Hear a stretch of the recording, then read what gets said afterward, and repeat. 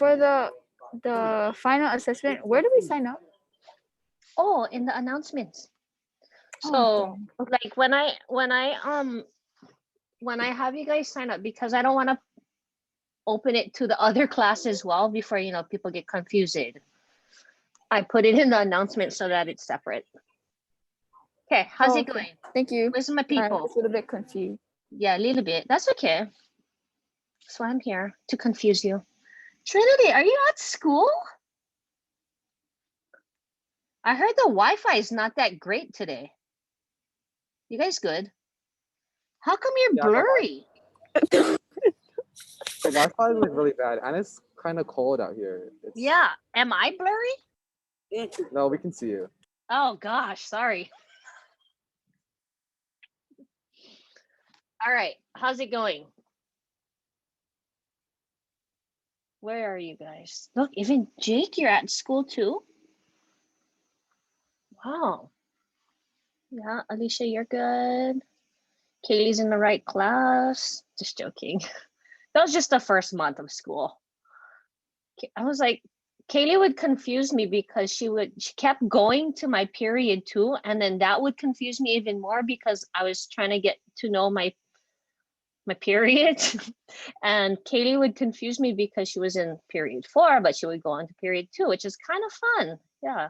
And then one time she was in period 2 the whole period until we figured out that she was in the wrong period. Whatever. That was our English class last year. Okay, great.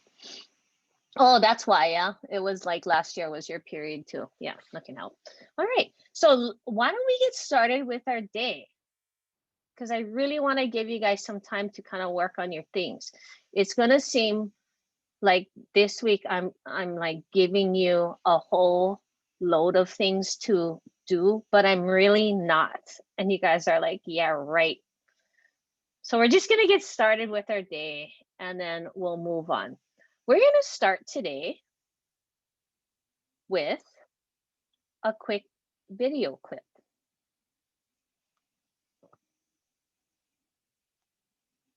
You guys ready?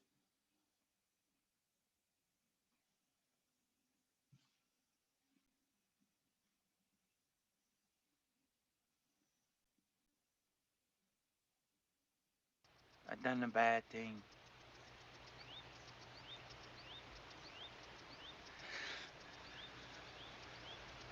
Don't make no difference.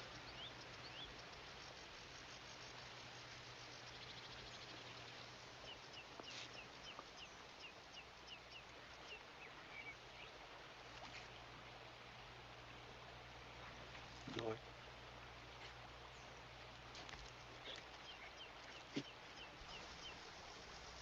George. Where are we gonna go now?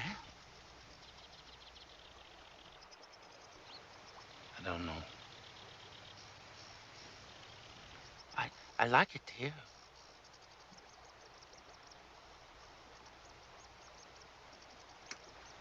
Don't tell me like you done before. No, about them other guys and about us.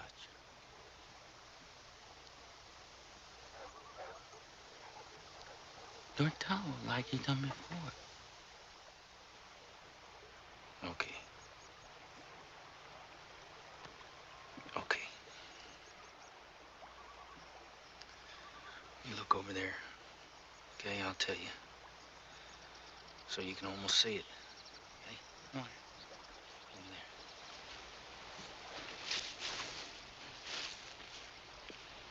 there. Okay? Over there. Okay. Guys like us, they got no family. And they ain't got nobody in the world that gives a hoot and hell about them. But not us. That's it, George. But not us. Tell about us now.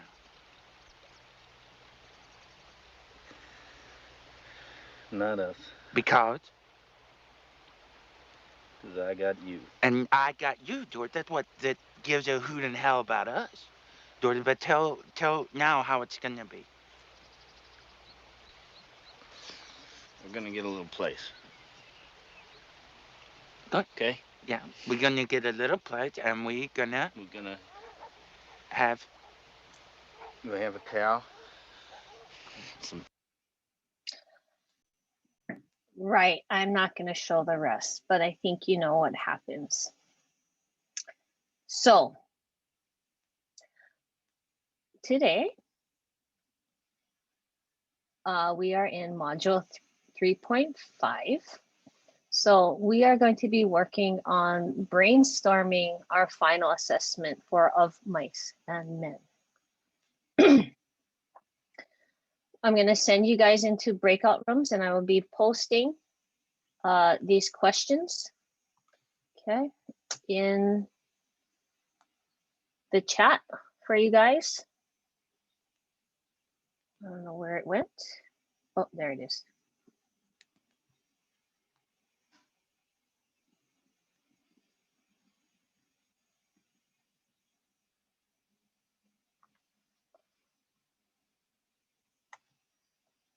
Okay, so the first question is in your breakout room.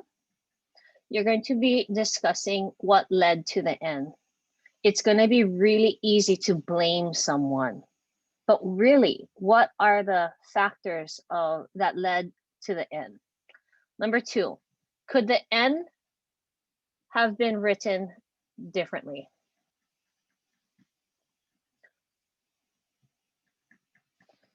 Okay, number three, what is the author's message for Of Mice and Men? Okay, next, after you're done discussing that, then we're going to kind of do a little bit of shifting. And that shift is going to come in the form of your final project. I want you guys to share out what you're thinking about your final project. Which option are you going to select? Okay. What theme are you going to select to focus on with your final project? And then how are you going to raise the bar, right?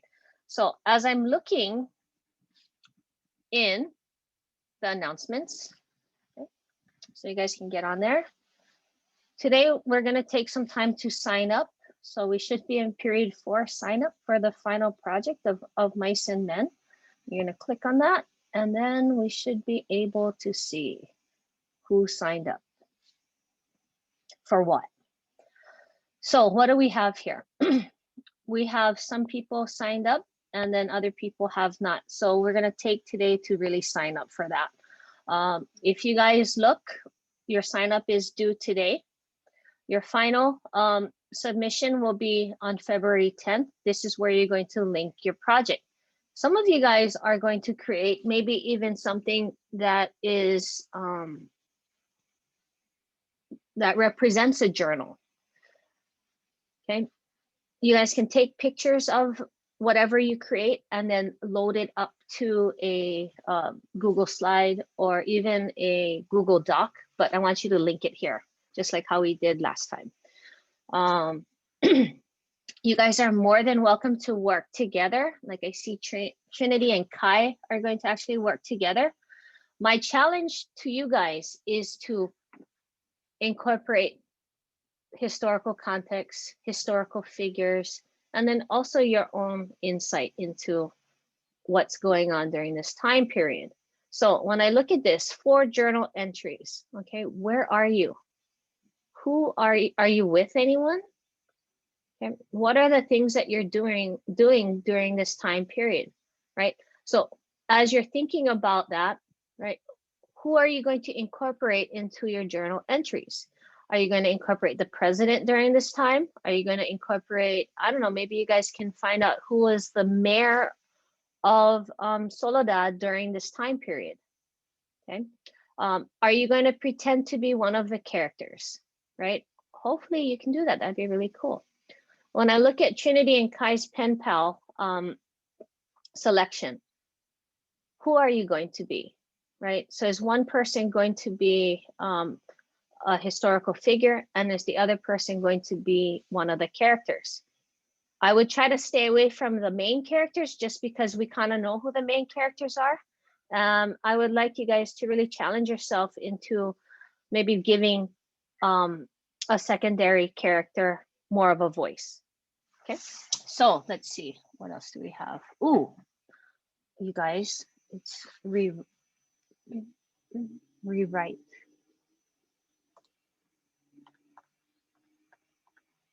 Okay, All right. I wrote it like that, and the dang thing said it was wrong. Yeah, it happens to me all the time too. Okay, so I'm gonna send you guys into breakout rooms, and I want you guys to really talk about the ending. Really, what led to it? If you gotta throw somebody under the bus, throw somebody under the bus. All right. Okay. All right. Go ahead.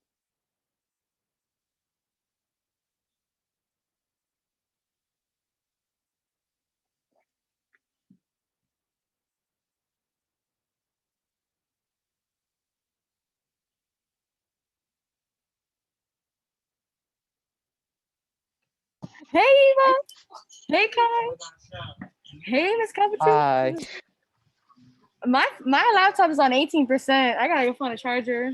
Yeah, make a move at some point. I'm gonna do that.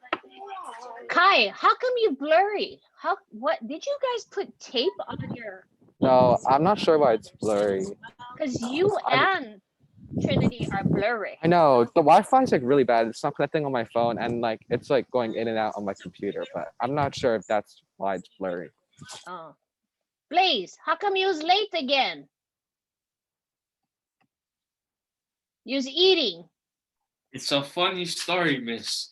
Oh So gosh. at 9:20, I was like, okay, I have class in 5 minutes. Yeah, okay, I have And my then favorite class got in 5 minutes. preoccupied in what I was doing, and I was just like, oh shucks, I have class right now. And so, and then I joined your class. Come on, bro. But now I'm here. Okay, let's talk about the ending. What's up? What do you guys think? I want George to run away with Lenny and be on the run. Right. I think that it's Lenny that caused the ending. Interesting. Why? He like basically contributed to everything that happened in the end. Kai, take off the tape. No, there's no tape on my. Eva, what about you? Oh, Kaylee, go. I'm so sorry. I did not. Okay, Miss Coppertooth. When I read the ending, I went into my mother's room and I was like, "Mom, did you read Wife and Men?" And she was like, "No, I didn't." And I was like, "God." But I was like, I did not expect that ending, and I was actually very sad. Man, I would say that it's Lenny's fault, but I understand that being strong is an issue. Like, I've sent people to the health room by accident. I've sent Sarah to the health room by accident, and I never mean to hurt her. It just happens sometimes, you know? So I feel bad, you know? You guys understand that he has like a developmental issue though, right? Yeah. Okay. That's why I feel like I wouldn't entirely blame him. It's not like it's out of cold blood, you know? Right. But I mean, then again, he did just kill a woman, so. Yeah. Yeah. I have a question. Yes. So if Lenny had like a development issue or a disability type of thing, why wasn't he like given to a mental ward or something? I forgot what it's called. Yeah. That's the question, isn't it? I don't know. And that's why that was one of those selections that you guys could have chosen to present on, right? The mental disabilities during this time period, right? He was semi-functional, right? He could function, but he had some developmental issues, and it seemed like part of his developmental issues dealt with like loud noises, right? Like he couldn't handle the screaming, right? He liked soft material, and that kind of soothed his demeanor. And so, but he could work, right? So what's more humane for someone like him, right? To be trapped in a institutionalized, or to at least try to function properly, right? I don't know. I teach English. These are questions for other people. But yeah, that's a good question, right? Okay, move on to your other questions. They're in the chat. Go find somebody else to bug. And then don't forget to talk about your projects. Yeah, make sure you sign up before. We're gonna just do this for about 10 minutes. Okay.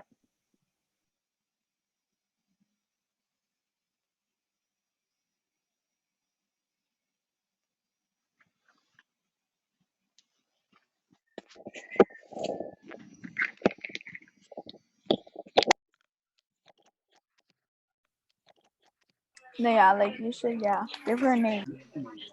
Yeah, I don't know.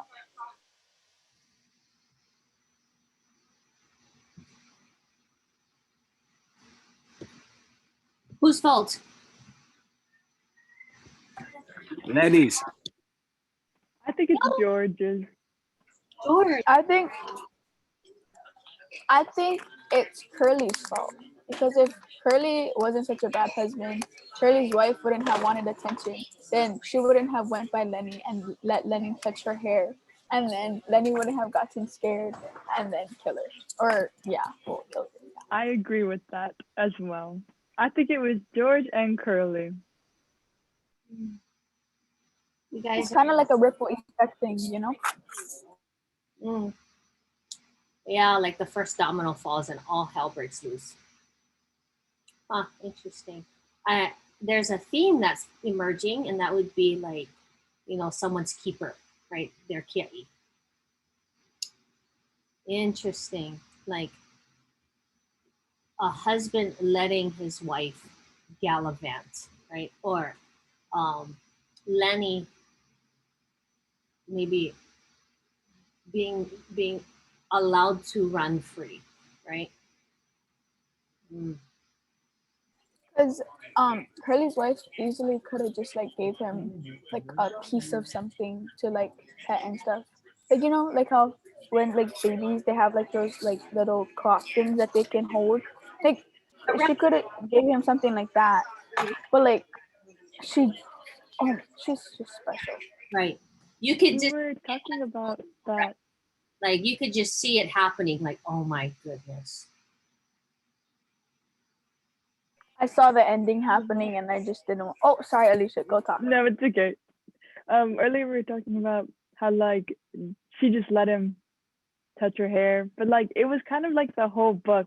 No one really comprehended that he wasn't like fully mentally developed. Like they're like, you're so dumb, you're just weird, and it's like, did you not realize he like has something wrong? Like he's not just dumb. He like Yeah, he didn't fully develop, right? Or he has some kind of issue, right? So yeah, that's really interesting. Like even the other group that I was just in asked like, why wasn't he sent to an institution? And I was like, because he was partly functional, right? He could function, he could work, he could do things. So what is the humane solution to that, right? Lock him up, institutionalize him, or allow him to be as normal as possible? But I feel like George still kind of like kept him in a cage. You know what I mean? Like, cause if like George kind of more like taught him things instead of just telling him what to do, like telling him not to do this, not to do this, stay in this or whatever. Like if you taught him how to do like normal human things, I guess, then I think he'd be able to like like I don't know, I guess like mingle with people more. Cause like yeah, and then like people would understand him more instead of just like bash him for not knowing things. And like, cause that's sad. I don't like seeing that kind of stuff, and it's not nice because they don't know any better. Right. All right. Let's move on to your projects. Okay, so don't forget to talk about that and sign up for something, and then really have that conversation of how you're gonna make yours a little bit more special than the others, right? And make people jealous that you did something cool. All right. Okay. Something a certain way.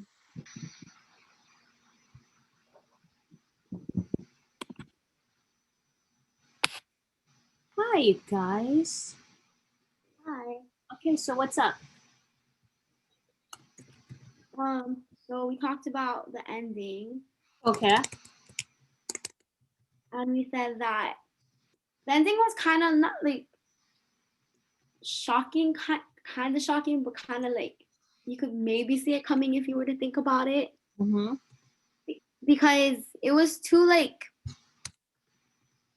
Georgia, I guess, was too accepting of it, I guess, and like to make it not seem like it would happen. But then just the way he did it was kind of like, oh no, like that's sad. Mm-hmm. Mm-hmm. But from him making the dude have like a vision and then like shooting him was kind of like, oh god. But since the time was like you never could get anything you wanted, or things never happened the way you wanted it to happen, it was just like that. Yeah, it's really heartbreaking. Okay. Yeah, and I was saying that I don't think you could really, if you were to change the ending, I think you would kind of change part of the message of the story. Because if you were to make it like a happy ending, that's what everyone expects in the end. And if everyone expects it, then well, it's kind of just like you'll know what's gonna happen. Like it's a happy ending. Like they would fulfill everything, but not everything should be romanticized, right? Yeah, because it's life. Things happen. Yeah. Always speaking from the real you. Very good. What about others?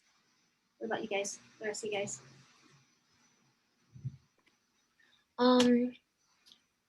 Also, okay, when you showed that video, I was like starting to tear up. It was very sad because it's like he was so excited because he always gets so excited when he hears that story, and so it's like you can just see him getting excited, and obviously in the book too, but like on the actual video, like you can see it, and then you know what's gonna happen next, and it's just sad.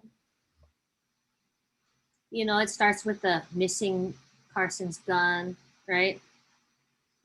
And then knowing that the plan is if they run into trouble, they have to they'll meet at the riverbank, right? It happens at the very beginning of the book. And then knowing that those guys are going to basically either beat him up or kill him, right? Most likely kill him. Okay. Jake, how about you? His mic isn't working. Jake, your mic's not working? Yeah. Okay. For the ending, yes, for the ending.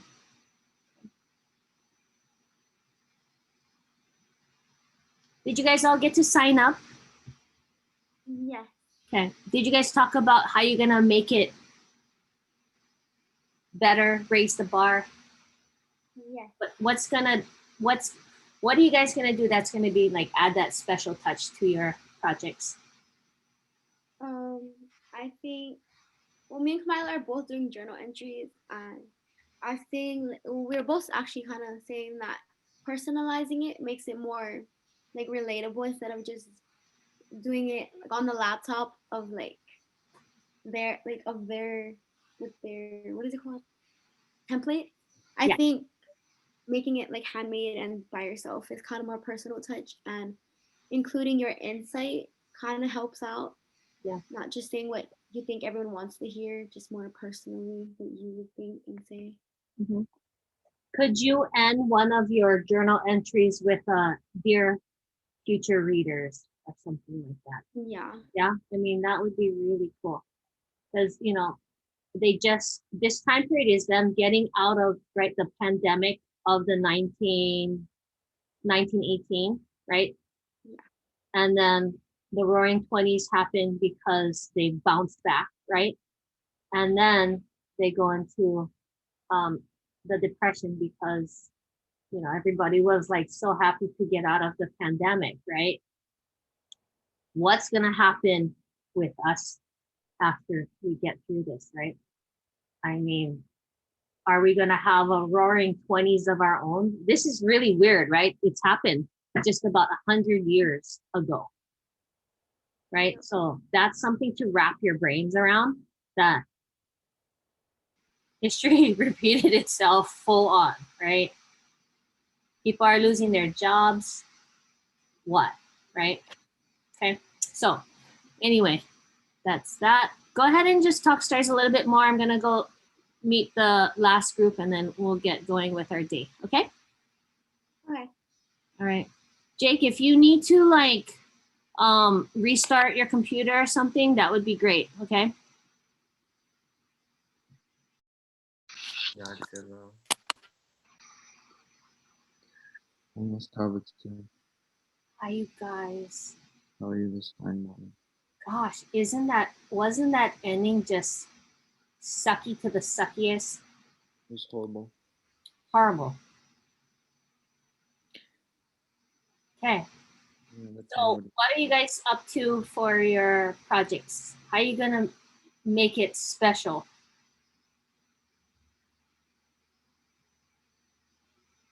I'm planning on rewriting the ending. You're gonna I noticed that Apple is too, so I just asked her if she wanted to partner up, and if not, that's okay. We're still gonna do that. Cool. That would be really cool. Hey Tia, what about you? Carson and I are going to do the pen pal. What are you guys gonna do, sir? The pen pal. Oh, cool. Very cool. We're trying to figure out who we want to be. Yeah, that's gonna be the challenge, because you might have to do a little bit more research with that, and that's fine, okay? But it should be pretty cool, all right? And then how are you gonna do it? Are you going to write in cursive? Because, you know, we don't really write in cursive, right? Or how are you gonna make it, right? So make sure that your penmanship reflects the character, right? That you've chosen. That'd be cool. Carson's like, what the heck did I have terrible penmanship, so. Okay, so maybe you're gonna have to choose a font. Hey Lenny. Oh. Right. Okay, did you guys all sign up though? You guys? Not you. I'm Okay. wondering. And the breakout rooms. Okay. Right. Yay.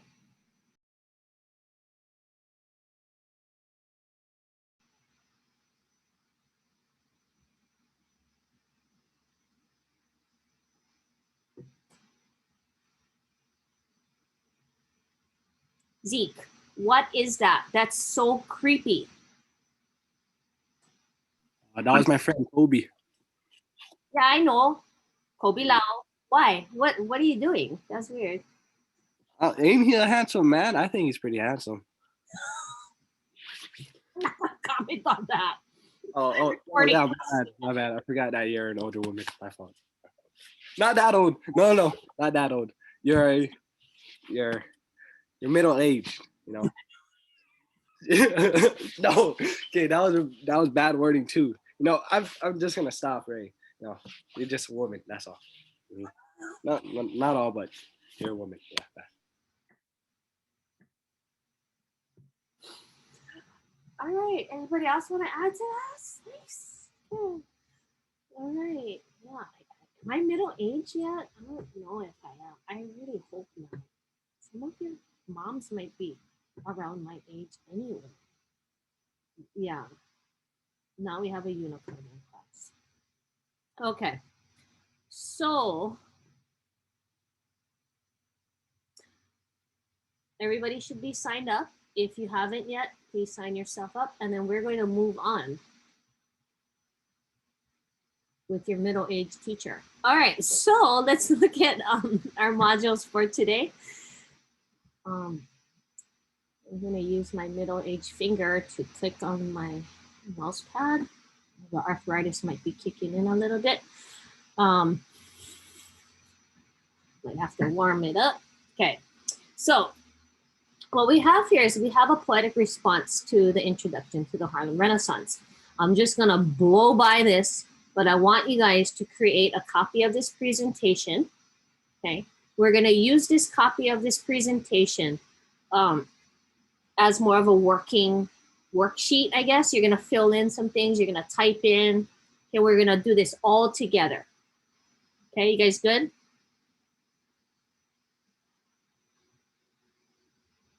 Okay, so go ahead and do that. We're kind of in like this really cool unit because there's going to be a lot of music, artwork, people taking a stand, all right? But before we go into that, I just want to let you guys know, we had a really interesting conversation with one of the groups just now, and that deals with how the pandemic prior to what we're going through right now happened just about 100 years ago, right? Okay, so I think you guys are starting to see some parallels, right? We're going through this this really, depending on how you know, a difficult time, right? Do we get the vaccine? Do we not get the vaccine? Do we go out? Can we hug? Can we do all this, right? And as you guys look back at history, we know that after the pandemic of the 1918, 1919, right, what happened? There was the Roaring 20s, right? So are we going to have a Roaring 20s in 2020? I don't know, right? Should we? I'm hoping we do, right? I'm hoping, but I don't want the Great Depression of 29 to happen, right? So I'm hoping that everything's in place to make sure that we can bounce back and not fall back into, the replay of history. Okay, so just throwing that out there. Quite interesting. In the news, FDR's name is popping up in parallel with President Biden's name. Okay, quite interesting. If you look back, President Hoover, known as a businessman, right, can also, you can kind of see this parallel with our previous president being a businessman. So if you look at that, okay, history is doing some really weird things right now. Okay. No, it's not.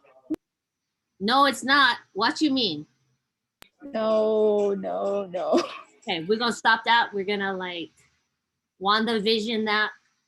We're going to make sure that that's not gonna happen. Okay, okay. So let's go ahead and get into our presentation, and I'm just gonna walk you through some of this stuff, and then show you guys how to respond with a poem. Okay, we're gonna culminate this assignment with a 14-line poem, minimum. Kaylee, minimum, maximum 50 lines. Just joking. Okay, so if Kaylee, if you're going to rewrite the ending of Mice and Men, 2 pages, sis. Okay, thank you. All right, who else did that? It was my other class, 12-page, yeah, dystopian story. All right, so let's go through this. Leave this in the not presentation mode. So leave this in the editing mode so that you guys can write in the speaker notes section, right? Okay, so let's get started with the Harlem Renaissance. So we're just gonna start with Jim Crow and the Jim Crow laws, right? So we know that by the 20th century, everybody understood that Jim Crow meant what? Right? Segregation, right? That depending on the color of your skin, you lived a different life, right? And everything was separated. So what happened? Jim Crow emerged as this minstrel show, right? A character, right? A mockery of African Americans. So what was it? Like, he was a white character that painted his face black and pretended to be ignorant, poor, and, not so smart, right? The minstrel shows included white performers wearing black painted faces to imitate, and I would even change this word imitate to mock, right? To tease, to make fun of, to ridicule, right? African Americans, and falsely present Black people in an authentic way, right? So what are they doing? They're changing the narrative of minorities, right? And you'll see that come up time and time again. So who gets to tell their story, right? And so this is where the Harlem Renaissance comes into play, right? They are going to find the courage and the strength to walk away from. Let's go to slide 3. Everybody should be on the slides, okay? Actually, let's go back to slide 2. So in your notes at the very bottom, you might have to like bring up the author, the presenter notes section, which is below the slides, so that you guys can type in there. So just real quick, just go ahead and write down something that responds to what message does this send to the general public regarding African American identity. Okay, do you guys see where I'm at? Slide 2. There's question. I added some questions to some of these slides. Okay, so go ahead. What, Blaze? Can you share your But you have to make a copy. I know, but it's loading and it's taking a long time, so I cannot see any. Okay, I can share my screen. Okay, you guys might have to make it side by side. Okay, so go ahead and just type something in there as far as what message does this send. Anybody want to share out? Zeke, thank you for raising your young hand. So what do you think? What message does this send out to the public regarding African American identity? Um, I'm just playing with you, by the way. I have a young hand though. age. Yeah. It's nice and smooth because I moisturize it every single night. So yeah. But what message does it send? It sends that African Americans are regarded as like jokes, I guess you could kind of say. You know, people that are made to be fun of, in a sense, and people that are belittled by other people, I guess you could say. Right. Okay. Which is completely false. Okay, so let's go to slide 3. Okay. So what do we see here, right? We see the Jim Crow laws in action, right? We got separate watering holes, also known as drinking faucets, right? So if you look, I mean, look, one is like attached to, it has cold water, right? Refrigerated water, and the other one is from the pipes. So you can already see the discrepancy, right? In just way you drink water, right? Amazing. Okay. If you look at the bottom picture, the lower left, says we want white tenants in our white communities, right?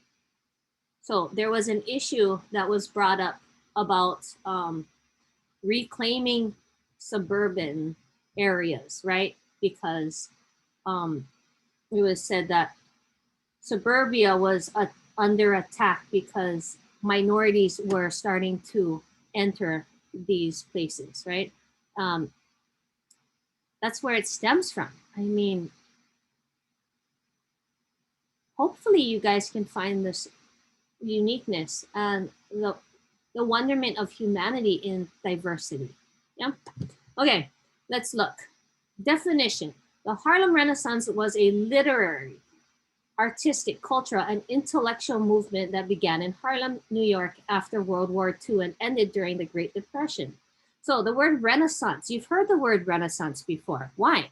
Because the Hawaiian Renaissance happened when? Go ahead in the chat. What year was that? What decade was the Hawaiian Renaissance? You guys know? Who knows?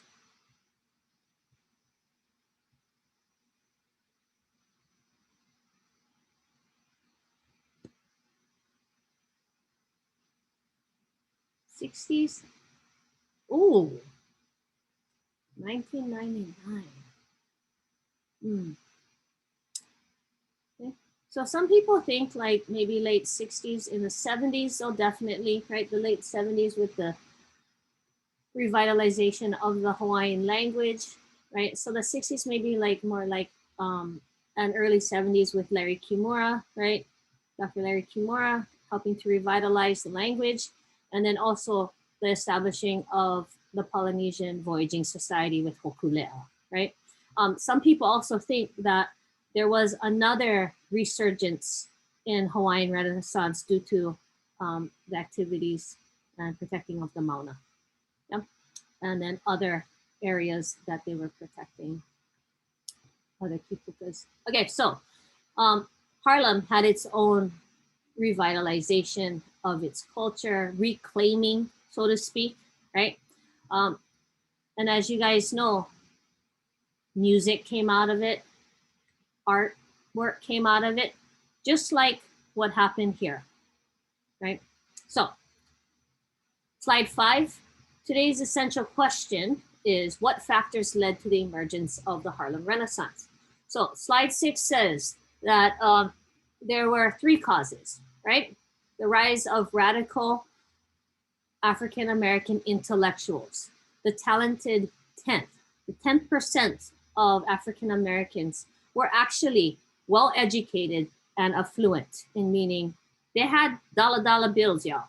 Okay, what did they do with that, right? And that's the question that you should ask yourself. What is the role and responsibility of people that are that can help to lead, right? And so that's what they did. They led them through this, okay? The talented 10%, right? Next slide. I'm just kind of going through this because you're gonna have an assignment that really dives deeper into these things, and it's called a web quest. So I'm going to go over that later. So the second cause was the establishment of the NAACP and the publishing of The Crisis, right? This journal that kind of shared like-minded and I would say common mindsets of being proud of who you are, right? Of them being proud of who they are. Okay, so let's look at slide 8. Slide 8, another cause that led to the Harlem Renaissance was the Great Migration from the South and people moving out of the South due to the Jim Crow laws, right? So if you guys take a look at the map, very interesting because we had a character in Of Mice and Men who specifically said, I'm not from the South. I was born and raised in California. Who was that? Go ahead in the chat. Yeah, there you go, Akole. Okay. And he said that with amazing pride. Yeah, I'm not from the South. I was born and raised in California. Right? So there's that. Okay, so let's look at the next part. We're gonna start our first poem here. Okay, part of the Harlem Renaissance is that we're gonna be really focused on poetry writing. Why? I'm gonna let you guys know what your final is right now. You guys ready? For the second semester, you guys are going to be creating a slam poem. You're gonna perform it. Okay, there's going to be, yeah, I know, Tia, I know. Kai's like, okay, I got this. Yeah, it's going to be well researched. So there's going to be actually a research paper that explains your poem, and then you're going to have to practice the presentation of it. So what are we going to do here? I'm going to try to like get you guys familiar with what it sounds like. Okay, the messaging. Okay, the rhythm of it. It does not have to rhyme by all means. Okay, but how many of you guys are in Kumukalehua's class for Hawaiian language? Nobody? Hawaiian 2? Hawaiian 3? Yeah. So you guys are able to add as much Olelo Hawaii as you want. Oh, okay, cool. I'm gonna talk to Kumukalani then. Anyway, because it's, you know, Mahina Olelo Hawaii, right? We want, that should be every day, all day, every month, all year, right?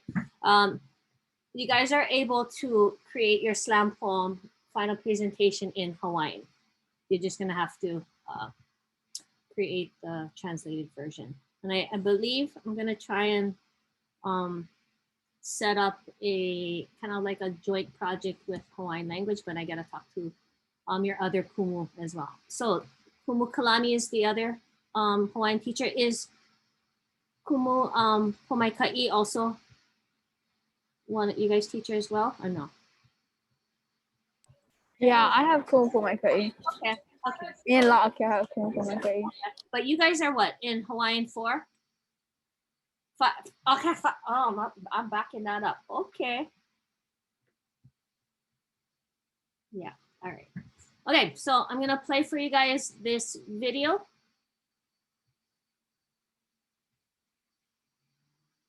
I gotta stop sharing this screen.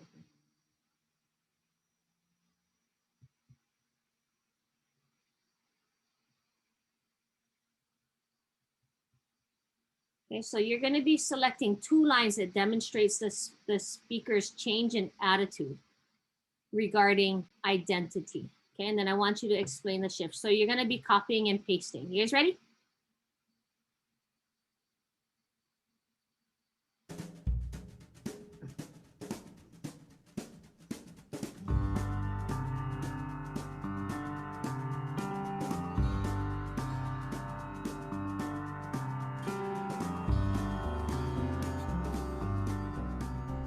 The Song of the Smoke by W.E.B. Du Bois.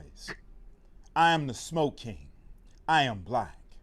I am swinging in the sky. I am ringing worlds awry. I am the thought of throbbing mills. I am the soul of the soul toe kills. Wraith of ripple in trading reels. Up I'm curling from the sod. I am whirling home to God. I am the smoke king. I am black. I am the smoke king. I am black. I am wreathing broken hearts. I am sheathing love light's darts. Inspiration of iron times, wetting the toll of tolling climes, shedding the blood of bloodless crimes, lurid luring mid the blue, toward towering toward the true. I am the smoke king. I am black. I am the smoke king. I am black. I am darkening with song. I am hearkening to wrong. I will be black as blackness can. The blacker the mantle, the mightier the man. For blackness was ancient ere whiteness began. I am daubing God in night. I am swabbing hell in white. I am the smoke king. I am black. I am the smoke king. I am black. I am cursing ruddy morn. I am hearsing hearts unborn. Souls unto me are as stars in the night. I whiten my black man. I blacken my white. What's the hue of a hide to a man in his might? Hell great gritty grimy hands. Sweet Christ pity tolling lands. I am the smoke king. I am black. Oh, man. Okay, so the smile line that was here. That awesome. All righty. So let's go into the chat and go ahead. Select 2 lines that represent this shift of identity. Okay, so if you guys notice, right, there is a repetition. I am the smoke king. I am black. If you guys were to replay this, he says these lines in different tones throughout the poem, right? One is just a general statement, and then there is this momentum that picks up until you get to the 3rd stanza, and then he says it differently. There's a shift, right? There is more confidence. There is more strength in his voice. And then he finishes out with this, yeah, I'm here. I'm going to stay here, right? Easily, we can switch down. I am black with what, right?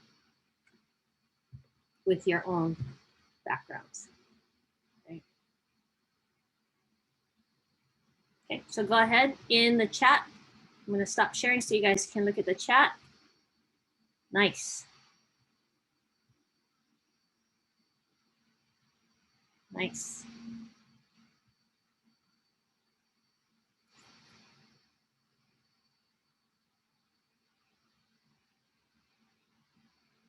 Nice. Okay. So notice also the alliteration, right? So the delivery of this poem, right? Not only does he repeat, right? There's the anaphora of the repeating phrases of I am the smoke king, I am black. But there's also alliteration that is embedded into this poem throughout, right? What do we have? Toil of tolling climbs, right?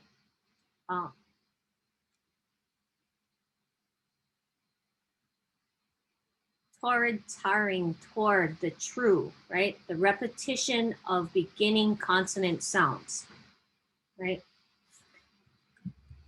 Okay, very good. Very good. Okay, moving on. So, slide 10.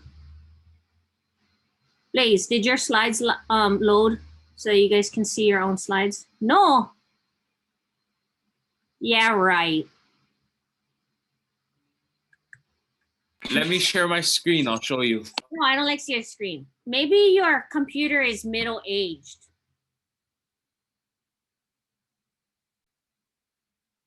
Just joking. Whatever. Okay, so the question is, number 10, why was Harlem the center of the African-American literary movement and increasing population? So as you guys know, there's this word, this term, right? Diaspora, right? Diaspora is caused by natural disasters, right? Human-made issues, right? Like war, economic crisis, right? Out of the need for survival, right? Rising tides, things like that. So when you look at this, right, the diaspora, right, the leaving their place, right, their new home for another home, right, was in response to this, right, the promise of a new subway, right, in Harlem for white upper class tenants, right, the overbuilding of apartment buildings, places to live. Okay. They were unable to rent out or sell those apartments. Why? Because the subway wasn't built yet. And so what happened, right? They had to kind of pivot and open up, right? Which is kind of a messed up way to say that, right? Open it up to middle class African Americans. Why? Because that's where they could afford, right? As you guys know, even here in Hilo, right? Even if you live, if you live in Waimea, even, I don't think I could ever live in Waimea. I don't think I have enough money to buy something in Waimea, right? But if you look in Hilo, like if you buy something in Hilo, it might cost like 100 to 200,000 more than outside of Hilo, right? And you guys know it, right? It's so much cheaper to live outside of Hilo. The further out, the cheaper it is, right? So that's kind of like what Harlem is, right? Is a place where people could afford, particularly African Americans. So let's look. So if you guys look, the growth of Black Harlem started in 1911, 1920, and then after in the 1930s, it expanded, right? And Harlem was established. Okay, slide 13, right? Here are some of the authors you're going to become familiar with. Okay, slide 14.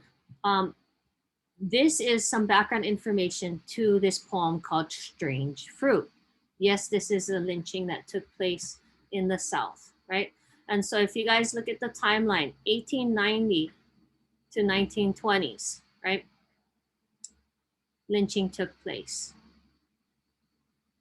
It says in 1937, Abe Maripol, a Jewish school teacher from New York, saw this photograph of the lynching of these two teenage young men. This photo impacted him so much that he wrote this poem called Strange Fruit. Okay, this is the poem Strange Fruit, slide 15. So I'm gonna play this for you. What I want you to do is to look at the last 4 lines. What is the tone of the last 4 lines? Tone simply refers to how the author feels about the subject, and that subject is the strange fruit. Okay. And then, for what purpose was this song written? Okay. So here we go.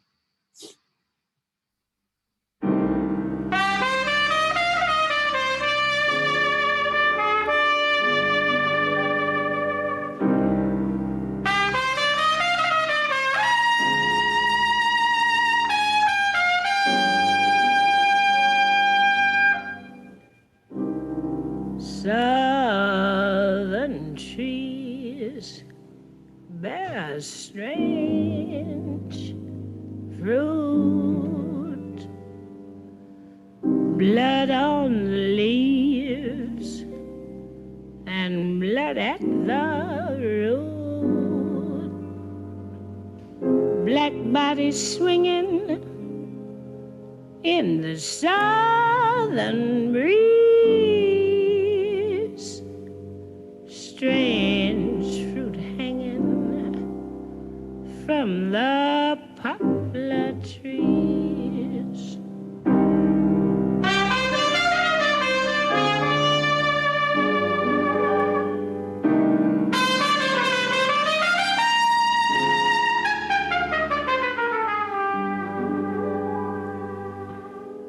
Pastoral scene of the gallant South, the bulging eyes and the twisted mouth, scent of magnolia, sweet and fresh. Then the sudden smell of burning flesh. Here is a fruit for the crows to pluck, for the rain to gather, for the wind to suck, for the sun to rot, for the tree to drop.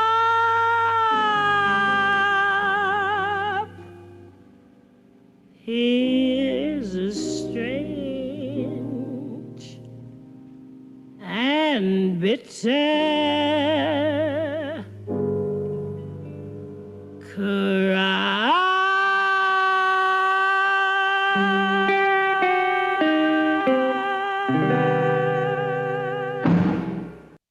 Alrighty, so let's go ahead and look at the last 4 lines. Now, what is the author's attitude towards the strange fruit? Okay. You don't have to write in complete sentences, just kind of type it under there. Okay. And then also, for what purpose was this song written? We're going to share that in the chat as well. Okay, for the second question. Why would somebody write a song regarding the strange fruit?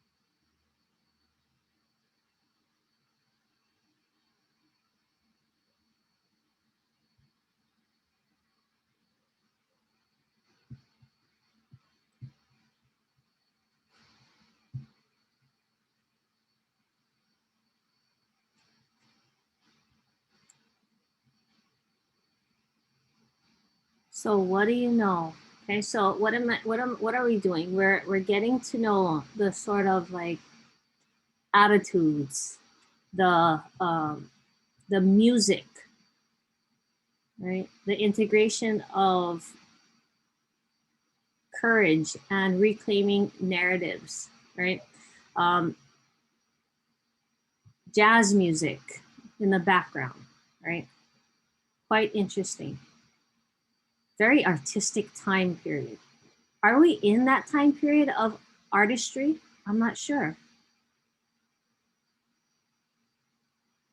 I'm not sure. Maybe one of you guys can start doing your artistry. Okay. All right. So go ahead in the chat, share out for what purpose was this song written?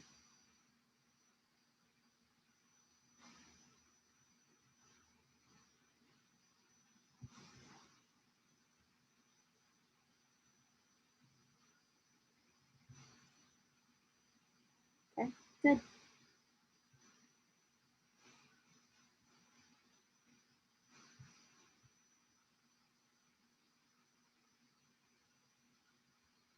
Kaylee, so do you have a question on the strange fruit?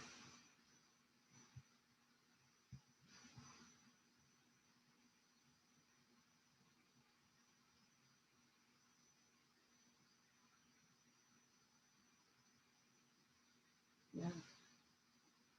Yep. Okay.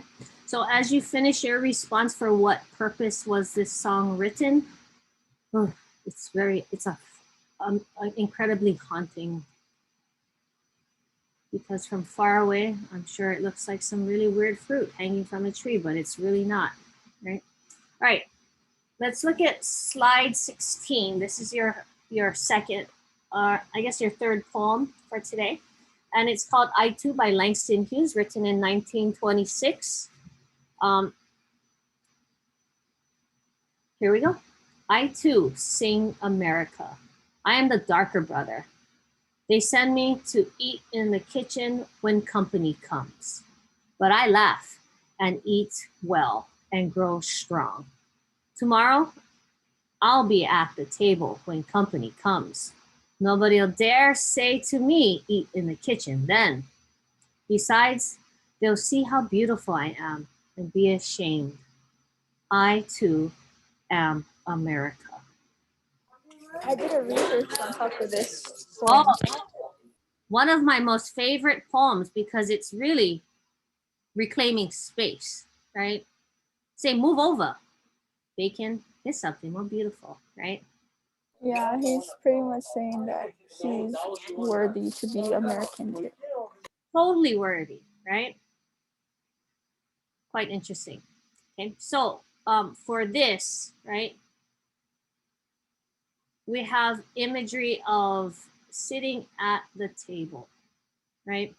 When you sit at the table, right, the table symbolizes where decisions are made. The table symbolizes that you've made it, right? Kind of like the big kids table versus the adult table, right? How many of you guys still sit at the kids table? Oh, oh, yeah. You cannot sit at the old farts table, right? I don't know. I like sitting at the kids' table. They talk about funny things. Anyway, what else? We also have like imagery of even what reminds me of The Help. You guys seen the movie The Help? You guys gotta watch it. It's on Netflix. It's so good. It talks about white women having help.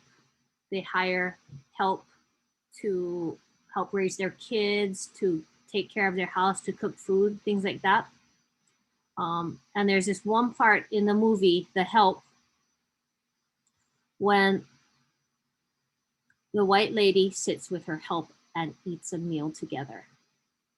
The symbolism is incredibly powerful. Okay, so what do we have here? We have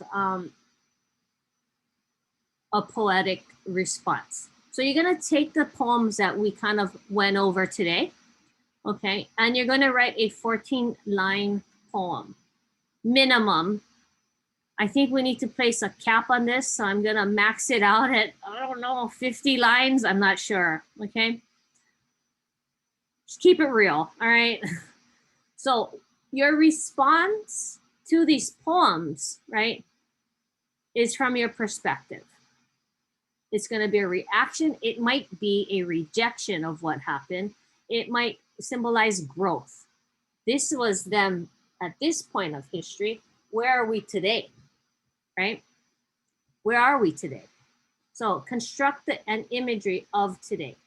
And yes, it does not have to rhyme, but I would like you guys to practice using the anaphora, the repeating of lines and phrases or even words, and then also alliteration. So can you guys write that down? Add alliteration and anaphora. The term anaphora means repeating of lines or phrases. Can? All right, so here's the example I'm gonna show you. I wrote this, I don't know, it just took me about 5 minutes. I was trying to respond to the last lines of Strange Fruit where it says rain, wind, sun, and trees. And I was trying to reclaim what that means from my perspective, okay? And then I used kind of like the structure of I too am America, or I too am the darker brother. So just gonna show you guys what this kind of sounds like. And this is 14 lines, and I'll just read it to you guys. The rain, tears of Harlem. The wind, a shift of seasons. The sun, hope of a new dawn. That's kind of cheesy, by the way. The tree, the growth of humanity. Remembering the strange fruit to nurture our courage. You see, I am the darker one. Notice I don't say brother or sister because I want to be inclusive in a non-binary sense. Too often wondering why and when. Tomorrow will come and we will help one another rise and welcome all to partake in festivities at the kitchen table, right? Might not even be a table. Let's break that table, right? Let's call it a room. Let's call it a mindset. Let's call it something else than a table. Why gotta be a table? We put junks on the table, right? Stack them up high, right? Automail, whatever. So what do we have here? I reimagined what the rain, wind, sun, and trees are. Okay. What else did I do? I used knowing history as a foundation of courage. Okay. Why do we need to know history? Right? We need to know how to right the wrongs of the past. Okay, next, the second stanza. You see, I am the darker one. Too often wondering why. Like, why is this still happening? Right? Too often wondering when. When will this all end? Right? So I'm choosing specific whys and whens because it means way more, right? And I'm not being direct. I'm being kind of speaking from a figurative and general point of view so that everybody can be included. Tomorrow will come and we will help one another rise. How do we make each other be the best human being they can be, right? Instead of every man for himself. Did that work? Does that work? I don't know, right? To me, it doesn't work. If I'm going to be a teacher, I have to help everyone, right? The last two lines, and welcome all to partake in festivities at the kitchen table. I don't really like how that kind of culminates at the end. I really like welcoming all, but I don't know if it's the festivities. I mean, yeah, let's all show up at the party, right? So that we can all have a good time. But I'm not sure what I want to do at this kitchen table. I think I want to break it. Maybe throw it in the fire, right?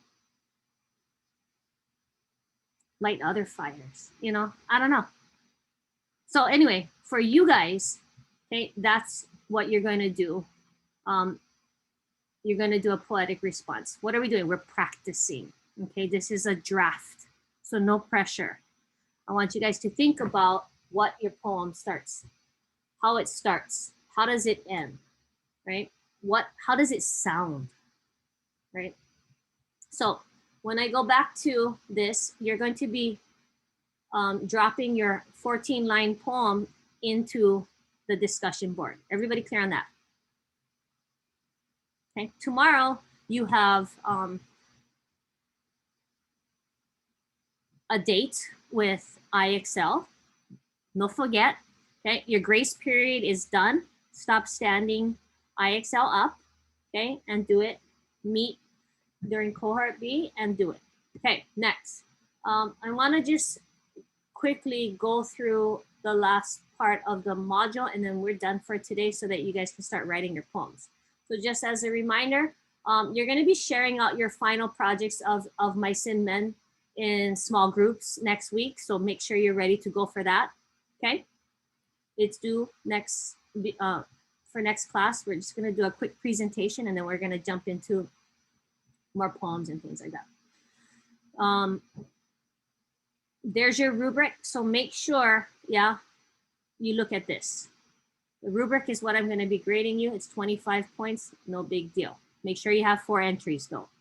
If you're doing a journal entry, can you write a poem as your journal entry? Yes, right? Can you use your, can you write a letter to the future is one of your journal entries? Absolutely. Okay, it's up to you.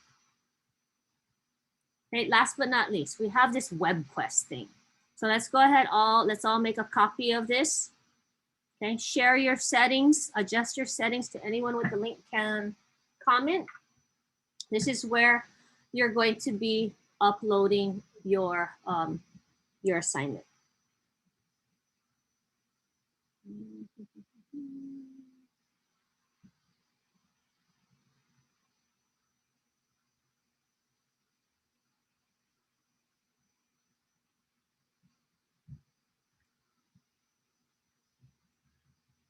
Okay. So web quests, basically what you're gonna do is you're gonna cruise around the web and you're gonna copy and paste information that you choose to write, to copy and paste into these text boxes. So everybody clear on that? You're also gonna be looking at like artwork. So at the very bottom, you're gonna choose 2 pieces of artwork, okay? Each thing, each part of this web quest has links already. So you don't have to even search on the internet, okay? They're already there. Good? It seems like a lot, but it's not because you're just gonna copy and paste into these text boxes, basically, okay? I just want you guys to kind of dabble into this Harlem Renaissance. Okay, questions?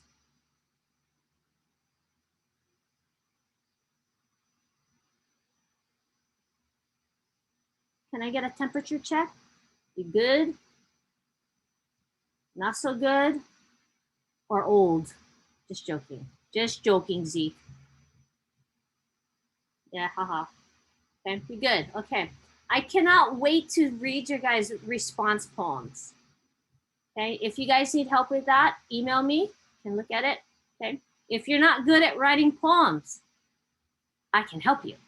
Okay, so just email me if you need. All right, questions. I'm gonna stand just for a bit. If anybody wants to stay back and talk stories, not talk stories. I don't want to talk about how old I am. But if you want to talk about your assignments, then awesome. Okay, if not, have a good day. Don't forget, okay? Don't forget to complete your IXL. All right, see ya. Miss Kabatu, and the choice board articles, Yeah. I turned that in a while ago. I did it late, but I turned it in on January 14th. Okay. And Look it's at it. missing, but it's late, so Yeah. and I shared it with you a long time ago. Brother Man Blaze, you are starting to go on vacation a little bit. Can you come back to work? No, yeah, I know, but this thing, which was, I turned it in. I did a long time ago. Okay. I shared it with you. Okay. It's titled "Copy of Kabatu Article Choice Board Blaze." Okay, Blaze, I will look at it. and then update your grade and email you. Can you please do your work? Miss, I did. I read the book. I took notes on the book. Okay. I did my IXL. I'm doing good, miss. Okay. Okay, buddy. Tia, stop laughing. I know. You are hilarious. At least you never call me old today, okay? So that's fine. Okay. Yes.